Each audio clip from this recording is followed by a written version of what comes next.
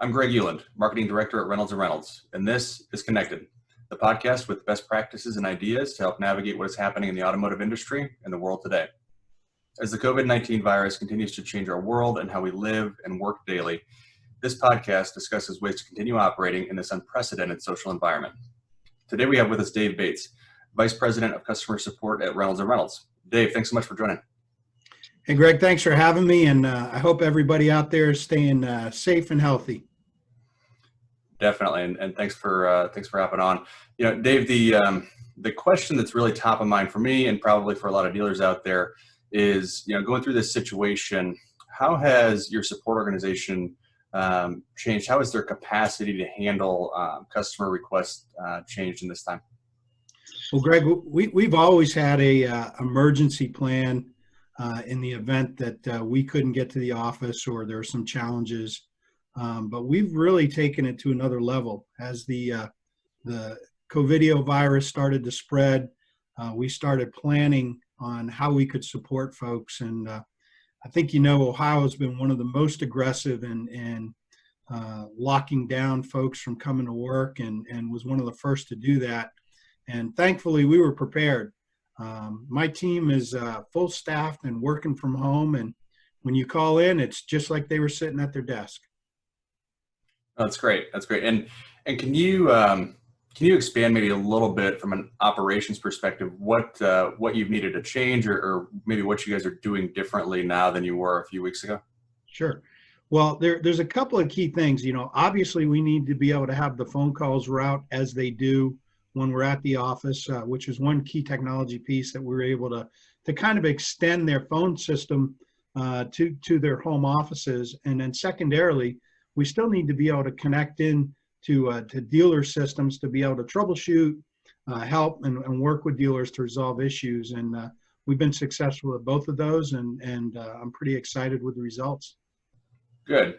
So you say results. What have you been seeing? I mean, how's it been going? I don't know if you're getting any feedback from customers or from your team. Well, as you would expect, call volumes are down a little bit.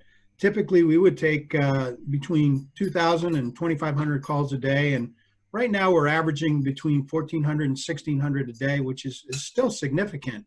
Mm-hmm. But the levels of service that we're providing, the hold times are minimal, and that's exciting for us. We've talked to some customers recently that we're both surprised and pleased at how quickly they were able to get through and get to the same people they've been working with all along. Good. Well, that's good to hear.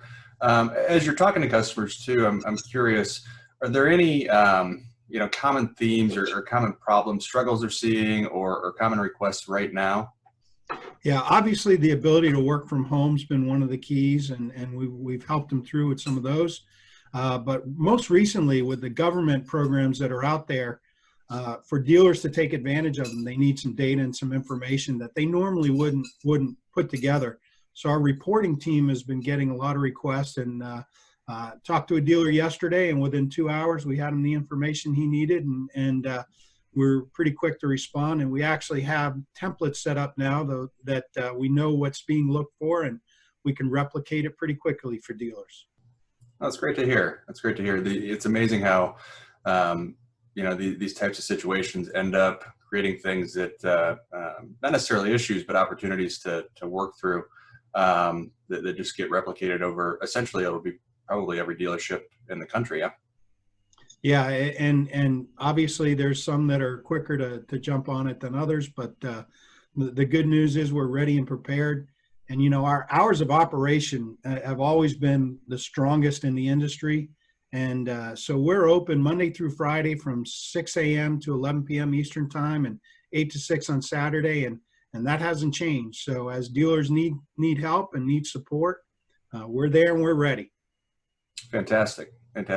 Dave, anything from your perspective, or again, maybe anything you've heard from dealers, but any advice on trying to kind of weather this storm and get through it as best as possible? Well, I know that folks are getting creative on how they market and how they try to help support their customers. But overall, I'm seeing that, you know, I've been doing this for 37 years, and I know dealers and dealerships are resilient. And just like we worked through some other challenges over the years, dealers will come back robust and ready and ready to deal with that pent-up demand. And we're here to support them through those hard times and after them. All right, fantastic, Dave. Definitely appreciate you taking a few minutes out of your day. This has been a good conversation. I appreciate it.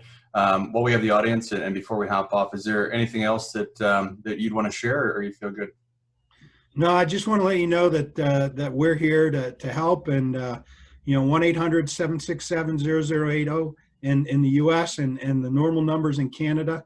Our Canadian operations are set up a little bit differently. So for our Canadian customers, we're actually working in a callback situation today, but within the next couple of weeks, we'll be in the same scenario that we have in the U.S. And our folks are on board and ready to support you, whether you're with us in the U.S. or with us in Canada. Great. Well, thanks again for your time, Dave. Definitely appreciate it. Thanks, Greg. All right. Thank you all. This has been Connected. Stay safe, and we'll see you on the next episode.